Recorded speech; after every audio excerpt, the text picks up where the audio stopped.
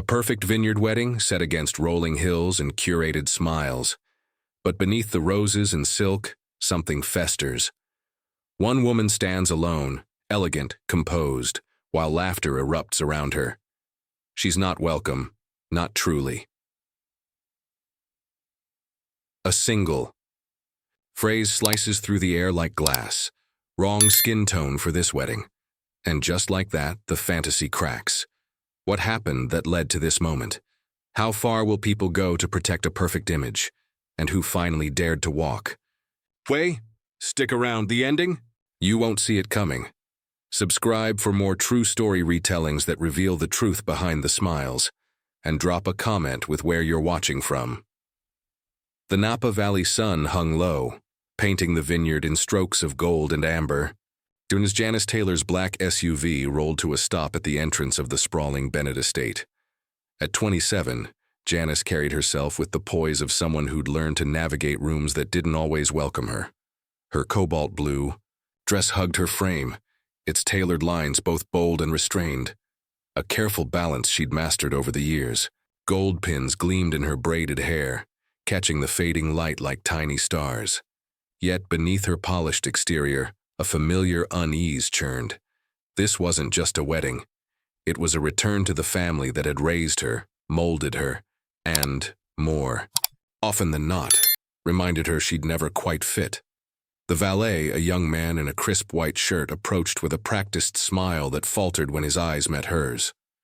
"Evening, ma'am," he said, his voice clipped, as if unsure how to place her.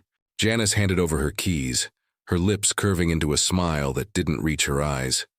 "Evening," she replied, stepping onto the gravel path. The air was thick with the scent of blooming jasmine and freshly cut grass, a perfume of wealth and perfection. Beyond the wrought iron gates, the vineyard stretched out in endless rows, its manicured beauty a testament to the Bennett's relentless pursuit of appearances. She paused, taking in the scene. Fairy lights twinkled across ancient oak trees, casting a soft glow over linen-draped tables adorned with towering floral centerpieces. Guests in pastel silks and tailored suits milled about, their laughter rising like champagne bubbles. It was a tableau of privilege, one Janice had always been told she could admire but never fully join. Her adoptive sister Elise, the bride-to-be, was the golden thread weaving it all together, the perfect daughter, now marrying Jack Harper, a rising political star with a family name that opened doors. This wedding wasn't just a union, it was a coronation. Janice's fingers tightened around her clutch, where her sketchbook of makeup designs lay tucked inside, her talisman against the world's judgments. She'd built a name for herself as a celebrity makeup artist, transforming faces for red carpets and magazine covers. Yet here, among her family, her talent was a footnote, her presence an afterthought. The memory of a gala from her teenage years flickered unbidden. 15-year-old Janice in a borrowed dress, catching Margaret's voice as she praised Elise's classic beauty to a guest.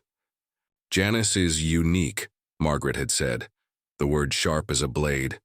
Even then, Janice had felt the weight of being different, her darker skin and bold creativity a contrast to the Bennett's polished uniformity.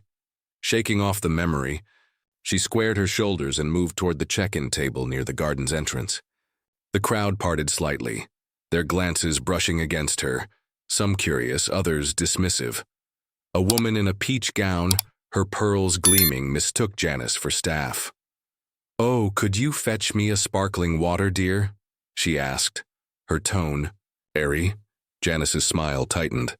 "I'm a guest," she said evenly, her voice betraying none of the sting. The woman blinked, murmuring an apology, but the moment lingered like a bruise. At the check-in table, a young woman with a clipboard greeted her with a smile that froze when Janice gave her name. "Janice Taylor," she said, her tone calm but firm. The woman flipped through her list, her fingers moving too quickly, as if eager to move on. "Ah, here you are," she said, her voice overly bright. "You're at table 27 near the catering tent." Janice's heart sank, though she kept her expression neutral. "Near the catering tent?" she repeated, hoping she'd misheard. The woman nodded, pointing to a spot on the seating chart, far from the glowing heart of the reception where the main table sat under a canopy of roses. Janice stared at the chart, her eyes tracing the names. Margaret and Edward Bennett, her adoptive parents, were placed at the head table, flanked by Elise's inner circle, blonde, smiling friends who'd once been Janice's too, before time and distance pulled them into Elise's orbit. Elise herself was enshrined at the center, her name in elegant calligraphy, a queen among her court. Table 27, by contrast, was a small utilitarian setup, tucked behind a hedge, where the clatter of dishes would drown out the music. It wasn't a mistake. It was a message. Her mind flashed to another moment, years ago, when she'd been 12, standing at the edge of Elise's birthday party.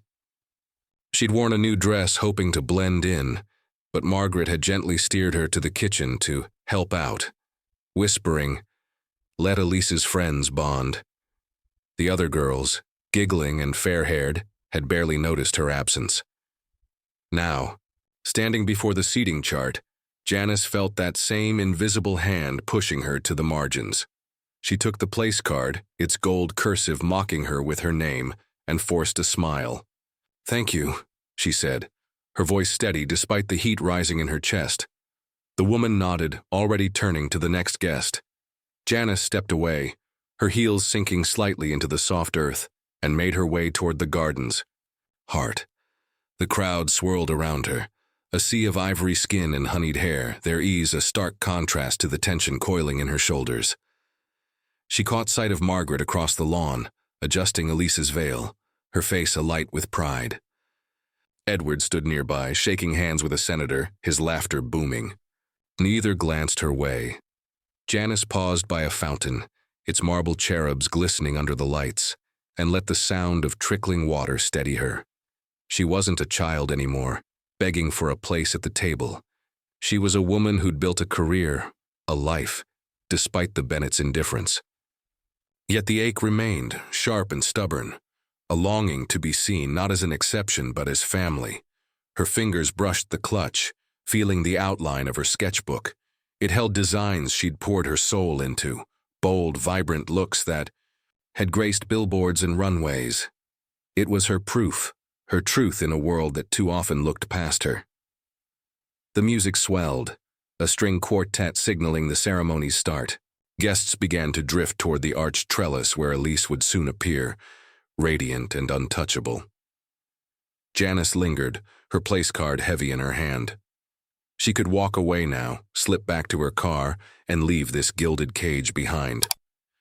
But something fiercer, something unyielding held her in place. She wasn't here to prove herself to them.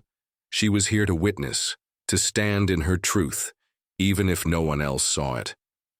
With a deep breath, she straightened, her eyes fixed on the horizon where the sun dipped low, casting long shadows across the vineyard.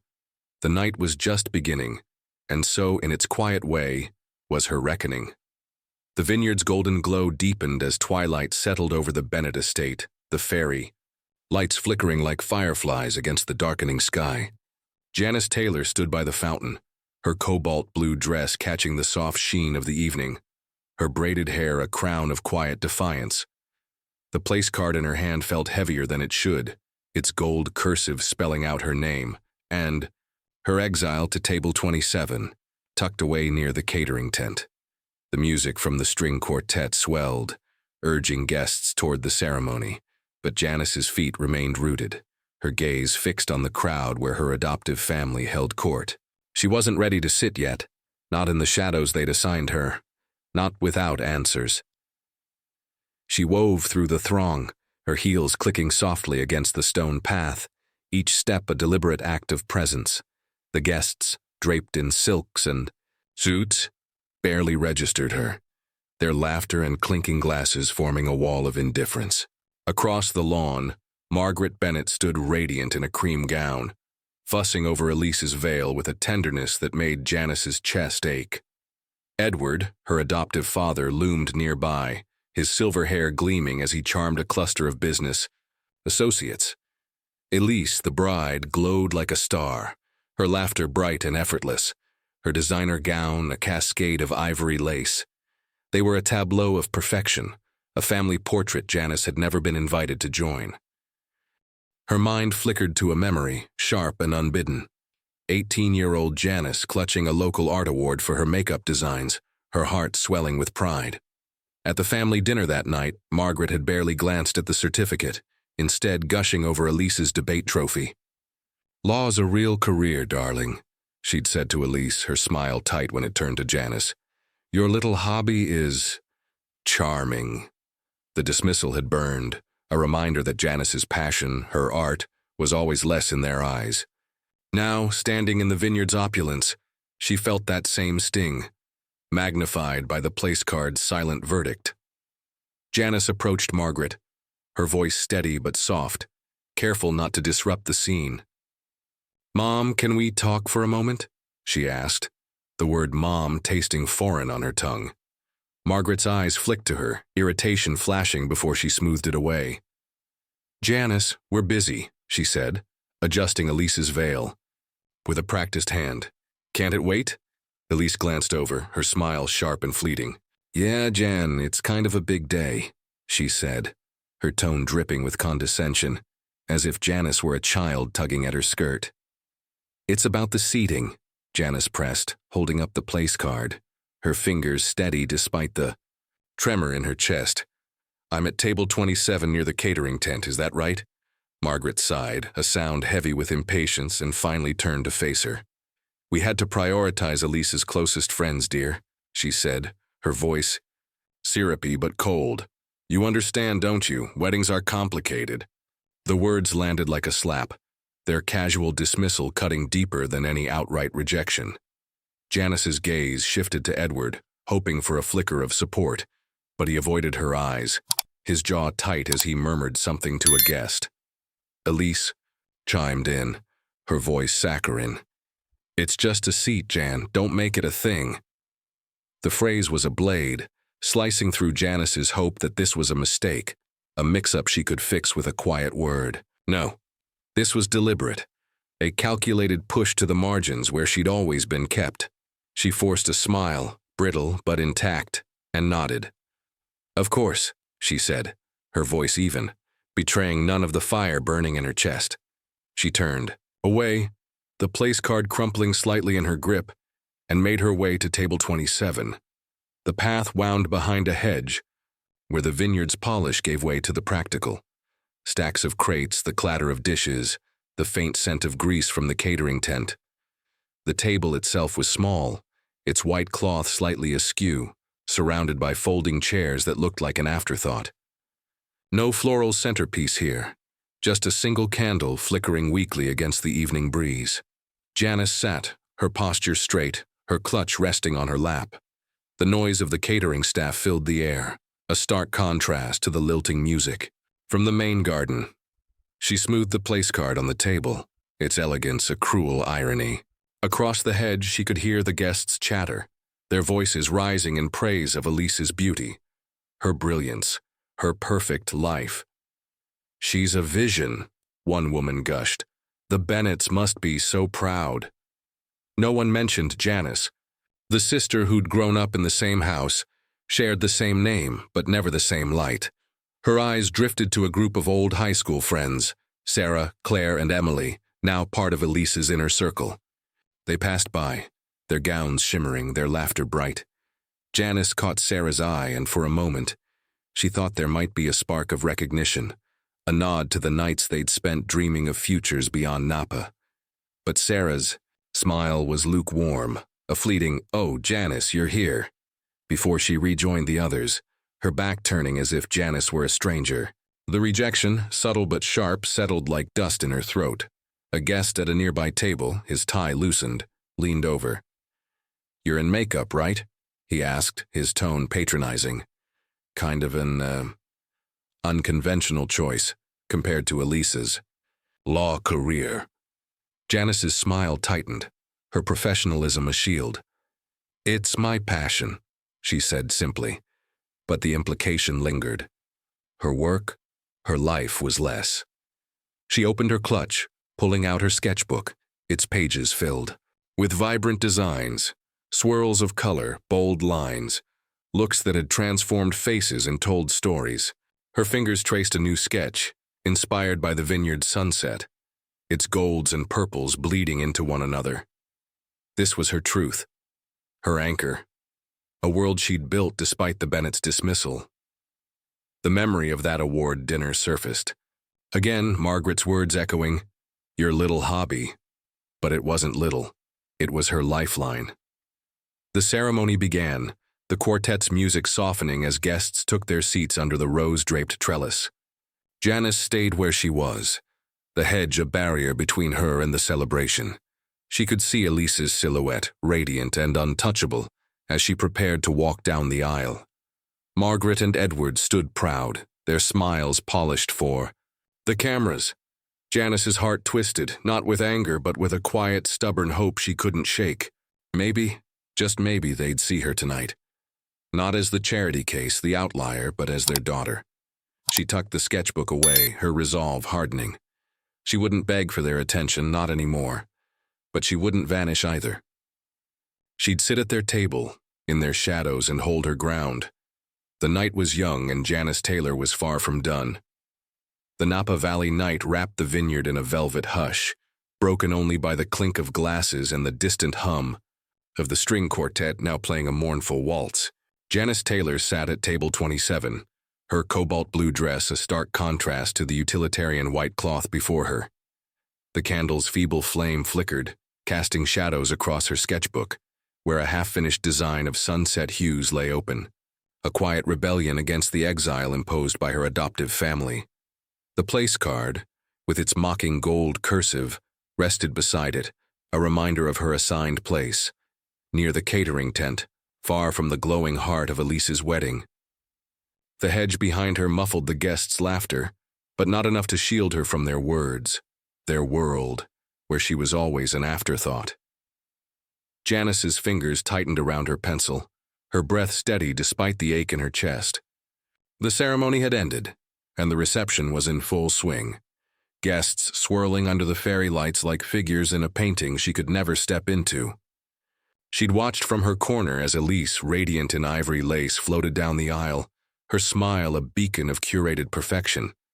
Margaret and Edward had beamed, their pride a tangible force, while Janice sat unseen, her presence reduced to a name on a card tucked behind a hedge. The sting of their dismissal lingered, sharp as the memory of her 18th birthday, when Margaret had gifted Elise a pearl necklace, but handed Janice a generic card, saying, "You're so independent, dear." Independence, she'd learned, was code for unwanted. Needing a moment to breathe, Janice slipped away from table 27, her heels silent on the grass as she moved toward the vineyard's gazebo, a quiet alcove draped in ivy. The air was cooler here, scented with earth and roses, a brief respite from the suffocating opulence. She opened her clutch, pulling out a compact mirror to touch up her makeup, her hands moving with the precision of an artist who'd transformed countless faces. The act grounded her, a ritual of control in a night that felt like a slow unraveling. Then, she heard it, a sharp burst of laughter, high and cruel, drifting from the gazebo's far side. Janice froze, her mirror half raised as voices carried on the breeze. "She sticks out like a sore thumb in family photos," one said, the words laced with venom. "No wonder they tucked her away." Another voice, unmistakably Elise's, chimed in light and cutting. "Mom and Dad needed a charity case for the firm's image. Her makeup thing is cute, but it's not us." The laughter swelled again, a chorus of agreement from Elise's bridesmaids, their words slicing through the night like shards of glass. Janice's breath caught, her mirror trembling in her hand. The memory of another moment surged up. 12-year-old. Janice at Elise's birthday party, her new dress crisp and hopeful, only to be steered to the kitchen by Margaret. "Let Elise's friends bond," Margaret had whispered, as if Janice's presence would disrupt their perfect circle. She'd blamed herself then, thinking she wasn't charming enough, light enough, to belong. Now the truth burned clear. It was never about her actions. It was about who she was. She pressed herself against the gazebo's wooden frame, out of sight, her heart pounding as the bridesmaids' voices faded into giggles about Elise's destiny with Jack. Janice closed her eyes, willing the tears to stay down. She wouldn't cry, not here, not for them. She slipped back toward the reception, her steps measured, her face a mask of composure honed by years of navigating rooms that judged her before she spoke. The crowd had thickened, guests flushed with wine and gossip. As Janice passed a cluster near the bar, a tipsy man in a loosened tie leaned toward her. "You're one of the hired artists, right? For the bride's makeup?" he asked, his tone assuming. Janice's smile was tight, professional.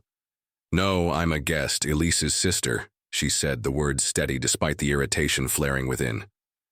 The man blinked, mumbling an apology, but another guest, a woman in a sequined gown, chimed in. "Oh, your look is so exotic. Quite a contrast to the family, isn't it?" The compliment, cloaked in condescension, landed like a pinprick, one of 1,000 she'd endured. Janice returned to table 27, the clatter of the catering tent louder now, a chaotic counterpoint to the quartet's elegance. She sat, her posture rigid, and opened her sketchbook again. Her pencil moved swiftly, adding sharp lines to the sunset design, each stroke a defiance against the voices still echoing in her mind. A waiter, a young woman with kind eyes, paused by her table, offering a small plate of dessert. "You looked like you could use this," she said softly, her smile genuine. Janice nodded, grateful for the fleeting warmth, a reminder that not every glance was a judgment.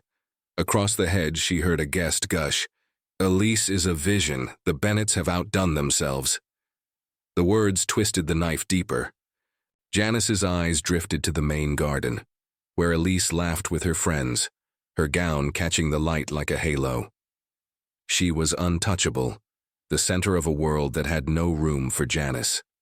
Another memory surfaced. 16-year-old Janice, sitting alone at a family Christmas included in photos but positioned at the edge, her smile forced. The pattern was clear, unbroken, a lifetime of being almost but never enough. She gripped her sketchbook, its weight grounding her. These designs, bold, vibrant, celebrated by clients from Hollywood to New York, were hers, a legacy the Bennetts couldn't diminish. She wouldn't let their cruelty erase her. The quartet struck up a livelier tune, signaling the first dance, and the crowd surged toward the dance floor. Janice stayed where she was, the candle's flame steady now, mirroring the resolve hardening within her. She wasn't here to beg for a place in their light. She was here to endure, to witness, to hold her ground in the shadows they'd cast her into. The night was far from over, and Janice Taylor was still standing, her heart bruised but unbroken, her eyes fixed on the horizon where her light waited to rise. The Napa Valley night pulsed with life, the vineyard's fairy lights weaving a tapestry of gold against the inky sky. At table 27, Janice Taylor sat like a sentinel, her cobalt blue dress a quiet rebellion against the shadows cast by her adoptive family's indifference. The sketchbook before her bore a fierce new design, jagged lines of sunset gold and purple, a mirror to the storm within her. The clatter of the catering tent and the distant strains of the string quartet formed a dissonant soundtrack, underscoring her exile from the wedding's glowing heart. Elise's laughter, bright and untouchable, floated over the hedge, each note a reminder of the chasm between them. The words Janice had overheard at the gazebo, Elise's cruel dismissal, the bridesmaids' mocking laughter, burned in her memory, each syllable a weight pressing against her resolve. Her fingers tightened around her pencil, the sketchbook her anchor in a sea of rejection. She'd endured the seating snub, her family's dismissal, the guests' microaggressions, but the gazebo's revelations had cut deeper, exposing the raw truth. Her adoption was a calculated act, a prop for the Bennett's image, not a bond of love. The memory of another wound surfaced. 22-year-old Janice beaming after landing her first celebrity client, only to hear Elise at a family dinner call it glam for attention. her smirk echoed by Margaret's silence. That night, Janice had retreated to her studio, pouring her hurt into a makeup design that later went viral, a quiet triumph no Bennett ever acknowledged. Now, sitting in the vineyard's margins, she felt that same fire, but it was tempered by exhaustion. She was tired of fighting for a place that didn't want her. The quartet's music faded, replaced by the MC's voice calling for the first toasts. The crowd surged toward the dance floor, their silhouettes framed by roses and lights, a world that seemed to exist just beyond Janice's reach. She closed her sketchbook, slipping it into her clutch, and stood, her heels sinking into the soft earth. Enough, she thought. She wouldn't sit through another hour of invisibility, swallowing slights while Elise basked in adoration.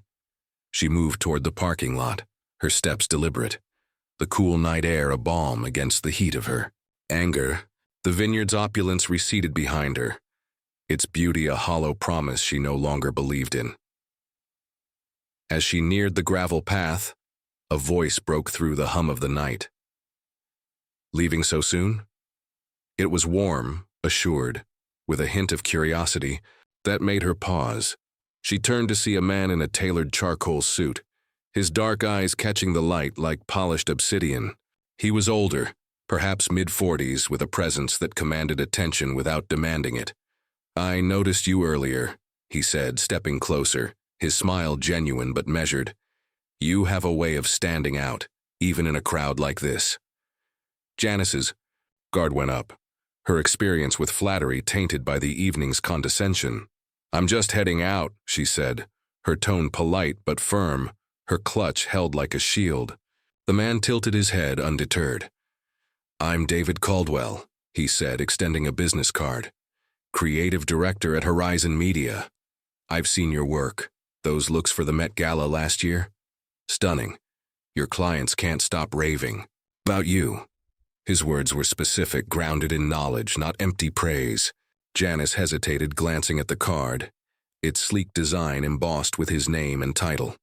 Her mind flashed to that Met Gala job, a whirlwind of late nights and bold choices, crafting a look that had landed her client on every best-dressed list. Elise had scoffed when Janice shared the news, saying, "Makeup's fun, but it's not exactly changing the world." Margaret had nodded, her smile thin, as if Janice's success was a quirk, not a legacy. Now, standing before David, Janice felt a flicker of validation, but caution held her back. She'd heard promises before, clients who swore they'd make her big, only to vanish when the spotlight faded. "I'm working on a campaign," David continued, his voice low, conspiratorial.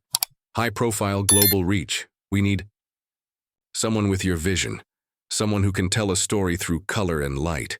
I'd love to discuss it further." He paused, studying her. "Unless you're set on leaving." His tone wasn't pushy, but it carried a challenge, as if he saw the strength she'd buried under layers of hurt.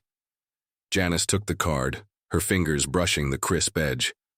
"I'll think about it," she said, her voice steady but guarded. David nodded, his smile widening slightly. "Good, I have a feeling you don't shy away from big moments." He stepped back, giving her space, and returned to the crowd, his silhouette blending into the sea of guests. Janice stood frozen, the card a small, tangible weight in her hand. For the first time that night, someone had seen her, not as Elise's sister, not as the Bennett's charity case, but as Janice Taylor, the artist. She slipped the card into her clutch, next to her sketchbook, and turned back toward the reception. The parking lot could wait. David's words, though untested, had sparked something, a flicker of possibility that refused to be snuffed out. She re-entered the garden, the fairy lights casting soft halos around the guests now gathering for the toasts. Elise stood at the center, her gown shimmering, her arm linked with Jack's. But Janice noticed Jack's posture, rigid, his jaw tight, a crack in the polished facade. Something was off, but she pushed the thought aside, her focus inward. She lingered at the garden's edge, unnoticed by the crowd, her presence a quiet defiance. The MC's voice boomed, introducing the first speaker, and glasses clinked in anticipation. Janice's eyes scanned the main tables where Margaret and Edward sat, their smiles as curated as the floral arches above them. Her old friends, Sarah, Claire, Emily, clustered nearby, their laughter a reminder of bonds that had slipped away. The ache of their rejection, of Elise's cruelty, still throbbed. But David's card was a counterweight, a whisper of a world where her talent mattered. Her fingers brushed her clutch, feeling the outline of her sketchbook. It held designs that had moved people, that had told stories no one in this vineyard could diminish. She wasn't here to beg for their approval, she reminded herself. She was here to endure, to hold her ground, even if it was on the margins. The toasts began, voices rising in praise of Elise's perfection, but Janice stood tall, her gaze steady. The night was shifting, its currents pulling her toward something new. She didn't know what lay ahead, but for the first time, she felt the stirrings of a future she could shape, not one dictated by the Bennetts' whims. The vineyard's lights gleamed, and Janice Taylor, bruised but unbowed, waited for her moment. The Napa Valley night thrummed with a deceptive calm, the vineyard's fairy lights casting a golden veil over the Bennett estate's meticulously curated garden. Janice Taylor stood at the edge of the reception, her cobalt blue dress, a quiet beacon in the shadows, her braided hair gleaming under the soft glow. David Caldwell's business card rested in her clutch, a fragile ember of hope amidst the ashes of her family's rejection. The wounds of the evening, her exile to table 27, Elise's cruel words at the gazebo, the guests' veiled slights, burned raw, but Janice's resolve held firm. She wasn't invisible, not anymore. The MC's voice cut through the air, calling for the first toasts, and the crowd surged toward the rose-draped dais, their glasses raised in anticipation. Janice lingered, her presence a silent defiance, as the night teetered on the edge of something seismic. The main garden was a spectacle of wealth, towering floral arches, crystal chandeliers suspended from oak branches, tables laden with gold-rimmed May plates. Elise stood at the center, her ivory gown shimmering like a dream, her arm linked with Jack Harper's. Her smile was radiant, rehearsed to perfection, but Janice caught the tension in Jack's posture. His jaw clenched, his eyes distant, a crack in the polished facade she'd noticed earlier. Margaret and Edward Bennett sat at the head table, their faces alight with pride, oblivious to the storm brewing. The crowd hushed as the MC introduced Jack, the groom, for his toast. Janice's heart thudded, an instinct whispering that this moment would change everything. Jack stepped to the microphone, his tailored suit crisp, his dark hair catching the light. The crowd leaned in, expecting a speech of love and gratitude, but his expression was grim, his hands steady, but white-knuckled around the mic. "Thank you all for being here," he began, his voice low, carrying a weight that silenced the garden. This was meant to be a celebration of trust, of a future built together. He paused, his gaze locking onto Elise, who tilted her head, her smile faltering. But trust can't exist where lies take root. A murmur rippled through the crowd, glasses lowering as confusion spread. Janice's breath caught, her eyes fixed on Jack. Her mind flashed to a moment months ago, overheard in the Bennett house. Elise on a call, laughing about landing Jack for her legal career, her tone cold and calculating. Janice had dismissed it as bravado, but now, seeing Jack's face, she knew the truth had caught up. He reached into his jacket, pulling out his phone, and tapped the screen. A projector flickered to life behind him, casting a stark white glow across a screen meant for wedding photos. "These are messages from Elise," Jack said, his voice steady but laced with betrayal. He began to read, each word a stone dropped, into the still pond of the reception. "Marry Jack, secure the connections, then upgrade. His family's influence is my ticket to the top." The crowd gasped, a collective intake of breath that seemed to suck the air from the garden. The screen displayed the texts, their cold ambition laid bare. "Play the sweet fiancé, get the ring, get the power. Love's optional." Elise's face drained of color, her hand dropping from Jack's arm. Janice stood frozen, her clutch pressed against her chest, the memory of Elise's gazebo words. Mom and Dad needed a charity case, merging with this new revelation. The Bennetts had built a dynasty on appearances, and Elise had learned their game too well. Margaret gasped, her hand flying to her mouth, while Edward sat rigid, his eyes darting to the guests, as if calculating the damage to their empire. Elise laughed, a high, shaky sound that cracked under its weight. "This is a misunderstanding," she said, her voice shrill, turning to Jack. "You're twisting it." Jack's gaze didn't waver. "There's no twisting the truth," he said, scrolling to another message. "The wedding's a stepping stone. Once I'm in the right circles, I'm set." The words hung in the air, undeniable, as the screen flickered with more evidence, texts to friends, to advisors, each one a blueprint of manipulation. The crowd shifted, friends who'd fawned. Over Elise now stepping back, their faces a mix of shock and judgment. Sarah, Claire, Emily, her bridesmaids, clutched their glasses, their loyalty dissolving into self-preservation.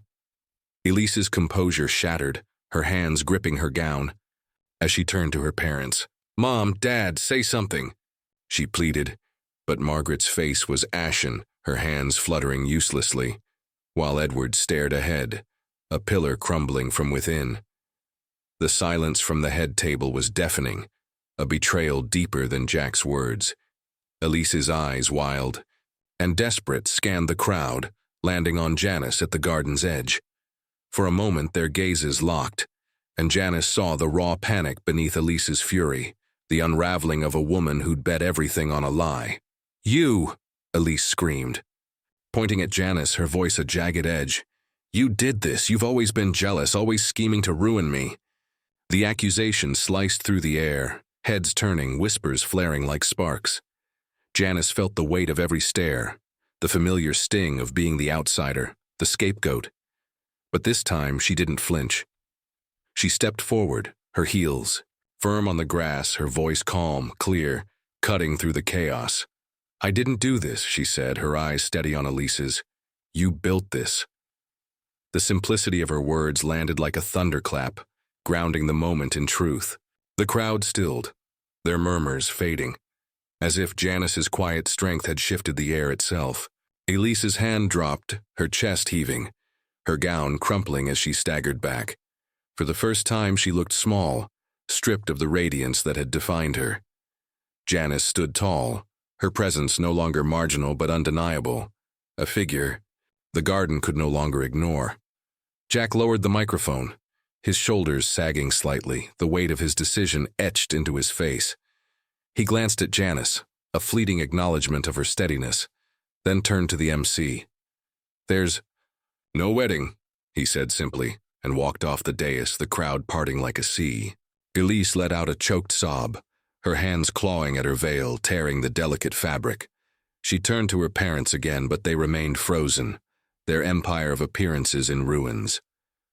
Janice stayed where she was, her heart pounding but her stance unwavering.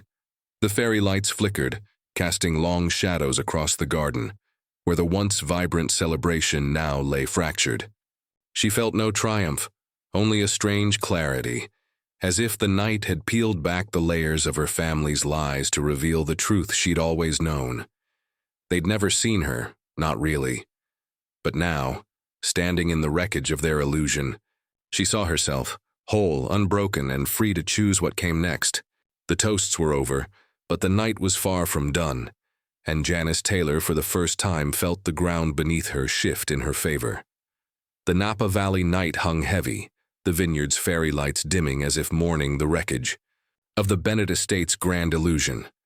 The garden, once a stage for opulence, now thrummed with stunned silence, the air thick with the aftershock of Jack Harper's revelation. Janice Taylor stood at the edge of the reception, her cobalt blue dress a quiet anchor amidst the chaos, her braided hair catching the flickering glow. The weight of Elise's accusation, "You did this," still lingered, but Janice's calm response had shifted the tide, her presence no longer invisible, but a steady force in the unraveling. The crowd, Moments ago, a sea of clinking glasses, and laughter stood frozen, their eyes darting between the dais where Elise faltered, and the screen still glowing with her damning texts. The wedding was over, and with it the Bennets' carefully curated empire. Elise Bennet, the radiant bride, was no longer a vision. Her ivory gown, once a symbol of untouchable perfection, sagged against her frame, its lace hem snagging on the rose bushes as she stumbled back from the dais. Her veil, torn in her frantic grasp, trailed behind her like a ghost, its tulle catching the light in jagged patches.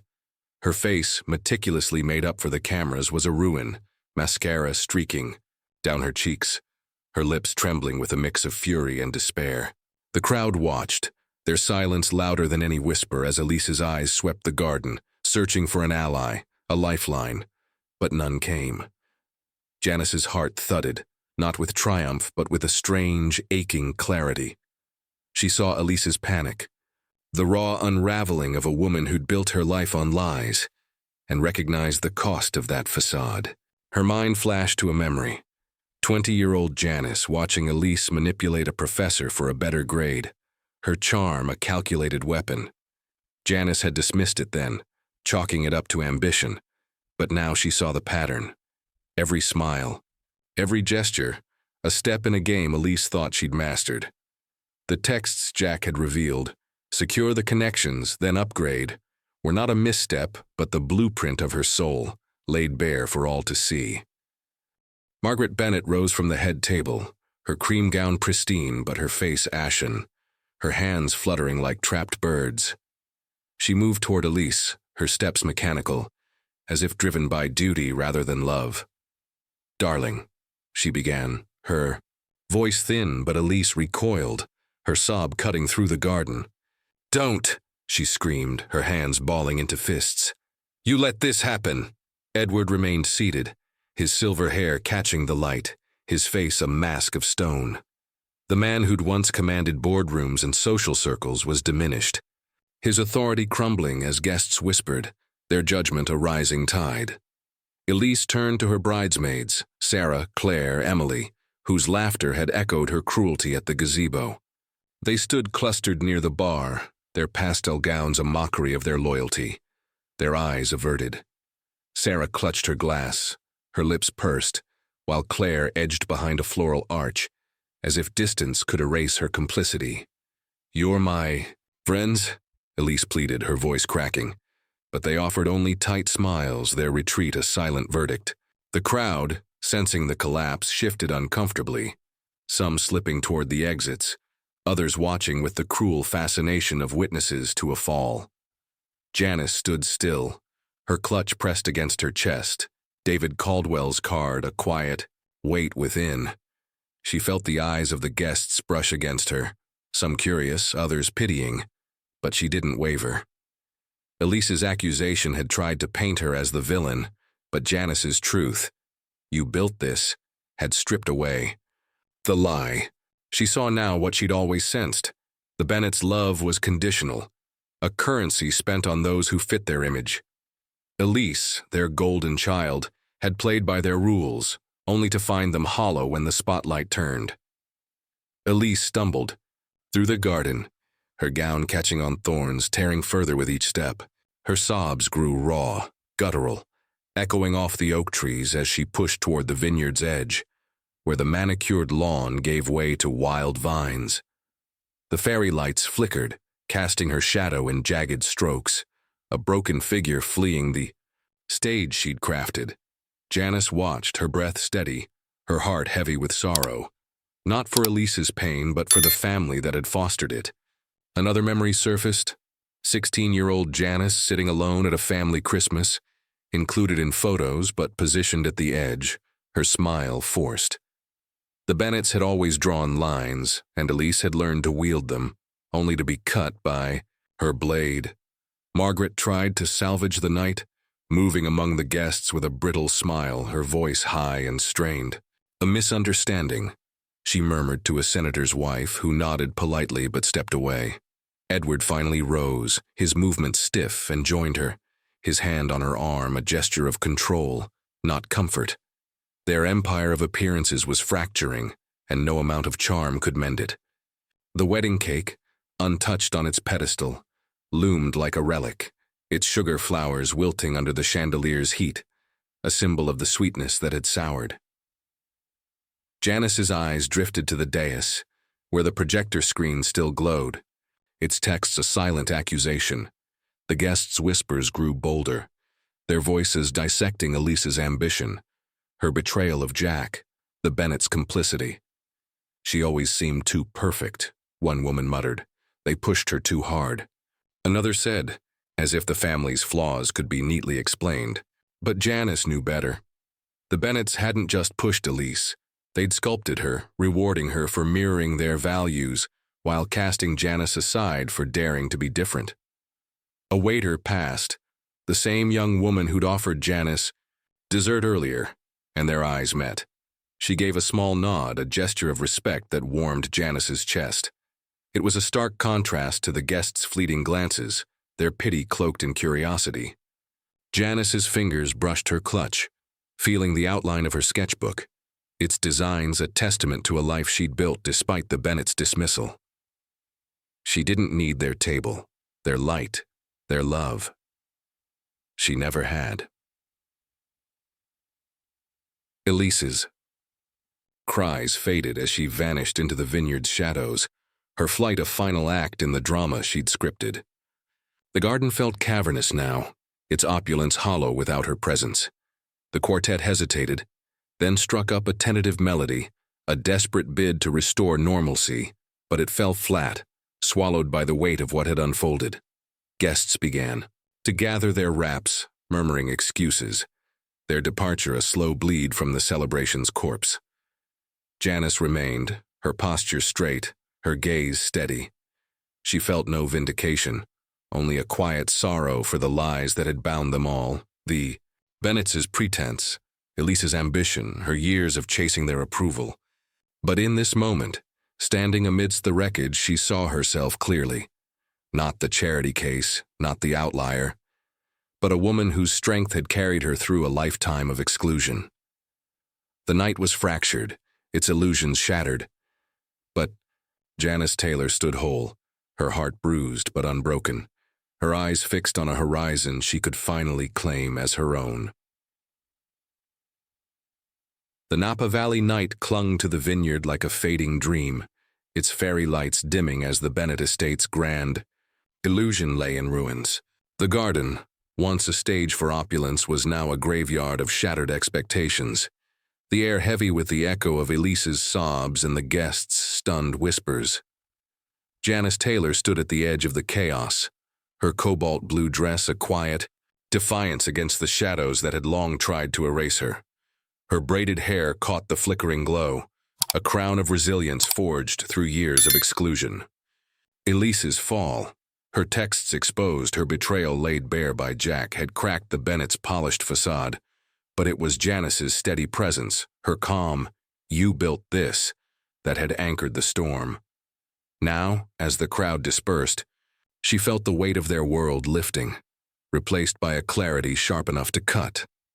Janice's eyes swept the garden one last time. The floral arches sagged, their roses wilting under the chandelier's heat. The wedding cake stood untouched, its sugar flowers drooping, a mockery of the sweetness that had soured. Margaret moved among the remaining guests, her cream gown pristine but her smile brittle, murmuring apologies that fell flat.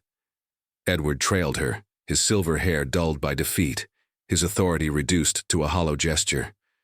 The guests, once eager to bask in the Bennetts' glow, slipped away, their wraps clutched tightly, their whispers carving up the family's legacy. Elise was gone, her flight into the vineyard's shadows a final act in her self-made tragedy. Janice's fingers brushed her clutch, feeling the weight of David Caldwell's card and her sketchbook, twin talismans of a life she'd built beyond this place. The memory of her 16-year-old self surfaced, vivid and raw, sitting alone at a family Christmas included in photos but positioned at the edge, her smile a mask for the ache within. She'd spent years believing that if she worked harder, loved fiercer, she could earn a place in their light. Now, standing amidst the wreckage, she saw the truth. Their light was an illusion, and she'd been free all along. She turned from the garden, her heels sinking into the soft earth, each step a quiet declaration of release. The path wound past the catering tent, where the staff worked with steady efficiency, clearing plates and folding linens. The young waiter who'd offered her dessert earlier caught her eye, giving a small nod of respect. "Safe travels," she said softly, her smile genuine, a stark contrast to the guests' fleeting glances. Janice nodded back, warmth blooming in her chest. Here, in the margins, she was seen, not as the Bennett's charity case, but as herself. The vineyard's opulence receded as she reached the gravel path, the fairy lights fading into pinpricks against the night. The air was crisp, scented with grapes and earth, a reminder of a world unbound by the Bennett's rules. Janice paused by the valet station, where a sleepy attendant blinked at her, then hurried to retrieve her car. Her modest sedan rolled up, its simplicity a rebellion against the sleek town cars that had ferried the elite. She slid into the driver's seat, the door closing with a firm thud, sealing her off from the chaos she'd left behind. Her clutch rested on the passenger seat, and she opened it, pulling out David's card and her sketchbook. The card's sleek design gleamed under the dashboard light, a promise of possibility she wasn't ready to trust but couldn't ignore. She flipped open the sketchbook, its pages alive with designs that had graced red carpets and runways, each one a story she'd told through color and light. Her fingers traced a new sketch, inspired by the vineyard's sunset, gold and purple, bold and unapologetic. The act of drawing had always been her refuge, a space where she was enough. Now, it felt like a vow. She pulled out her phone, her thumb hovering over David's number. The memory of Elise's dismissal at that Met Gala job. Makeup's fun, but it's not changing the world. Stung, but it no longer held power. Janice typed a brief message. "Interested in discussing the campaign? Let's talk soon." She hit send not because she needed his validation, but because she chose to step into her light. The act was small, but it carried the weight of a lifetime spent waiting for permission. The engine hummed as she pulled away, the vineyard shrinking in her rearview mirror, its grandeur reduced to a fading silhouette. Her phone buzzed, Margaret's name flashing on the screen. Janice let it ring, then silenced it with a flick of her thumb. A second call followed, Edward's this time, but she ignored it too. Their voices, their excuses, belonged to a world she no longer owed her loyalty. She'd spent years in their back seat, dressed carefully for family functions, rehearsing polite words to prove she belonged, only to be met with smiles that never reached their eyes. No more. The road wound through the hills, each curve carrying her further from the weight of their expectations. The sky was vast, studded with stars, indifferent to the dramas below. Janice's fingers tightened on the wheel, her heart steady but alive with something new. Freedom not as a grand gesture, but as a quiet choice. She thought of the girl who'd stood on the edges of every room, hoping for a nod, a glance that never came. That girl was still within her, but now she walked beside a woman who knew her worth, who didn't need a seat at their table to matter. The vineyard was gone now, swallowed by the night, and with it, the cords that had tethered her, guilt, obligation, the desperate need to belong. Janice drove on, the stars her only witnesses, her sketchbook a map to a future she would draw herself. The night was hers, and for the first time, she felt the road beneath her leading not to their world, but to her own. The Napa Valley night gave way to the open road, its stars a silent guide as Janice Taylor's sedan carved through the hills, leaving the Bennett estate's shattered illusion behind. The vineyard's fairy lights, the clinking glasses, Elise's desperate sobs, all faded into a distant echo, drowned by the hum of tires against asphalt. Janice's cobalt blue dress, now slightly creased, clung to her frame, her braided hair, loosened but still a crown of quiet strength.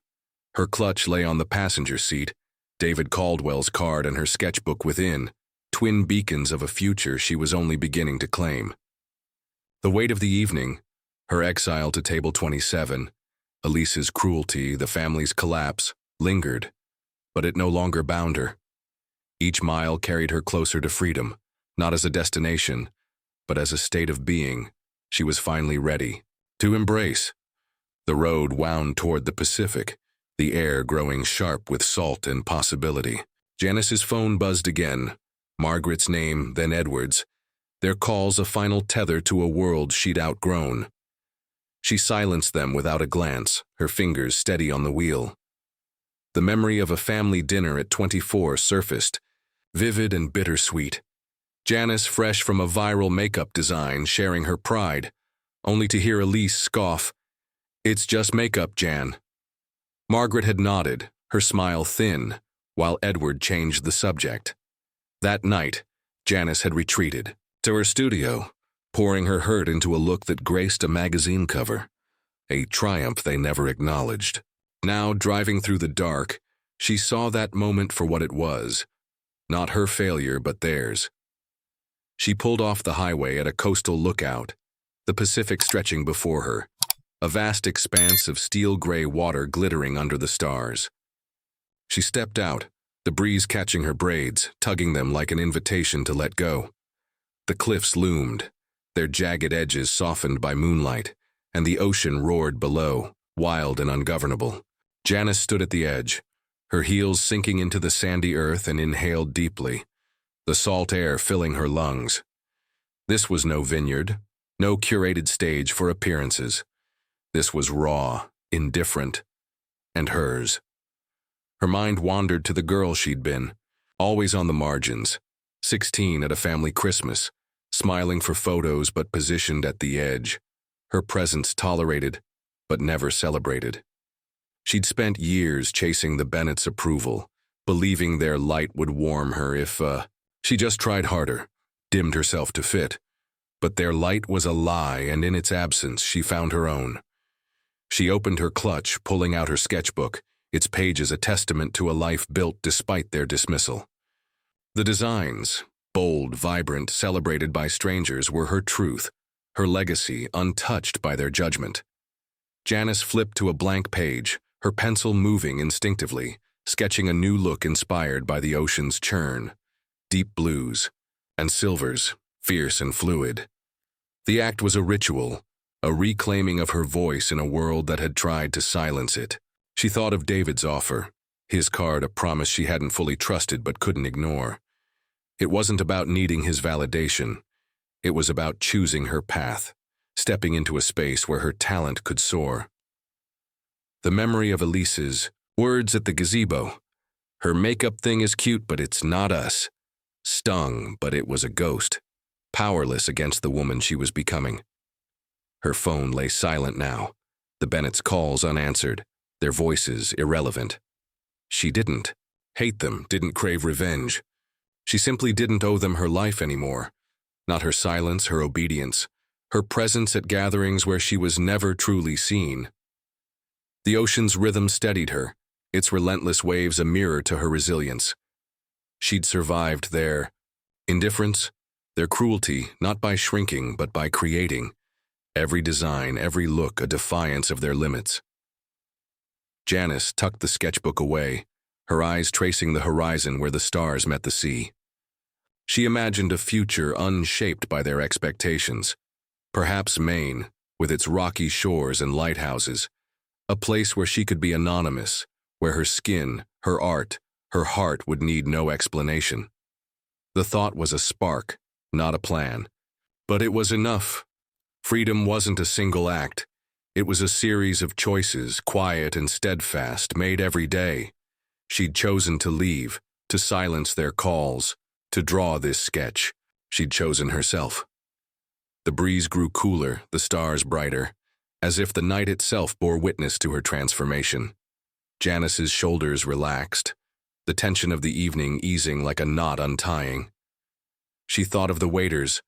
Nod, the small act of respect that had grounded her amidst the guests' pity. The world was wide, and not every glance was a judgment. There were places, people, who would see her, not as the Bennetts' outlier, but as Janice Taylor, the artist, the woman, the force. She climbed back into her car, the engine's hum a soft promise. The road stretched ahead, dark and open, each mile a canvas for a life she would paint herself. The vineyard, with its roses and lies, was a memory now, its weight no heavier than the dust on her tires. Janice drove on, the ocean's roar fading, but its strength lingering in her chest. She was no longer the girl on the edges, waiting for a place that would never open. She was the woman steering her course, her hands steady, her heart alight with possibility. The stars wheeled above, indifferent but vast, and Janice smiled, not for anyone else but for herself. The night was hers, and with it the first strokes of a future she would claim, unapologetic and whole. The Pacific's restless churn greeted Janice Taylor as she drove through the pre-dawn hours. The Napa Valley's gilded cage, now a fading speck in her rearview mirror.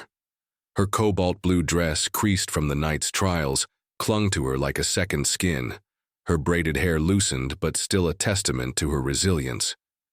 The road had carried her from the vineyard's wreckage, Elise's fall, the Bennett's shattered facade, the weight of years spent chasing their approval, to this coastal haven, where the air was sharp with salt and possibility. Her clutch, resting on the passenger seat, held David Caldwell's card and her sketchbook, anchors of a future she was ready to claim. The stars above were yielding to the first blush of dawn, a soft violet creeping over the horizon, and Janice felt it mirror the shift within her, a quiet, fierce awakening. She pulled into the gravel lot of a weathered inn tucked against the cliffs, its white shutters rattling in the wind. The sign, faded but warm, read Cliffside Haven, and it felt like a promise. Janice stepped out, the ocean's roar filling her ears, its wild rhythm a contrast to the vineyard's curated silence. The innkeeper, a woman with gray-streaked hair and a smile that crinkled her eyes, greeted her without hesitation. "Room for the week?" she asked, her voice kind, her gaze free of the judgment Janice had endured all night. "Yes, please," Janice replied, her smile genuine, a small victory in a world that finally saw her as she was. Inside her room, Janice unpacked with care, folding her dresses into the wardrobe, lining her sketchbook and makeup tools on the nightstand. The space was simple, wooden floors, a quilted bed, a window framing the sea, but it felt like a canvas, blank and hers to fill. She paused, her fingers tracing the sketchbook's worn cover, its pages alive with designs that had carried her through years of exclusion. The memory of a moment at 10 surfaced, vivid and tender. Young Janice sketching her first makeup look in her bedroom, a swirl of colors that made her heart sing. The Bennetts had dismissed it as a childish whim, but that spark had grown into a career, a legacy, a truth they couldn't touch. She stepped outside, following a winding path to the beach below. The cliffs loomed, their rugged faces softened by the dawn's light, and the sand was cool beneath her shoes. Janice climbed onto a boulder, pulling her knees to her chest, and let the ocean's relentless pulse wash over her. The waves crashed, indifferent but alive, their strength a mirror to her own. She thought of the girl she'd been, standing on the edges of every room, waiting for Margaret's nod, Edward's glance, Elise's acceptance. That girl had believed love was earned through silence, through shrinking to fit their mold. But the woman she'd become knew better. Love began with herself. Her mind drifted to the vineyard, to Elise's crumpled gown, Margaret's fluttering hands, Edward's hollow stare, the memory of their Christmas photos, with Janice always at the edge, no longer stung. They'd built a world of appearances, and when it collapsed, they'd found nothing beneath. Janice felt no anger, only a quiet grief, for the family that could have been, for the years she'd spent chasing their light. But grief was not the end. It was a tide, receding to reveal joy, the fierce, unshakable joy of being enough. She opened her sketchbook, the dawn's light spilling across the page, and began to draw, a design inspired by the sea's silvers and blues, bold and untamed. Each stroke was a vow, a reclaiming of her voice. David's card, still in her clutch, was a door she'd walk through, not for his approval, but for her own. She texted him, a choice made not out of need but desire, a step toward a future where her art could soar. The memory of Elise's sneer, "Her makeup thing is cute, but it's not us," was a ghost powerless against the woman sketching by the sea. Janice closed her eyes, tasting the salt on the air, and let the ocean's rhythm soothe the last echoes of the night. Her phone lay silent, the Bennetts' calls unanswered, their world irrelevant. She didn't owe them her presence, her silence, her heart.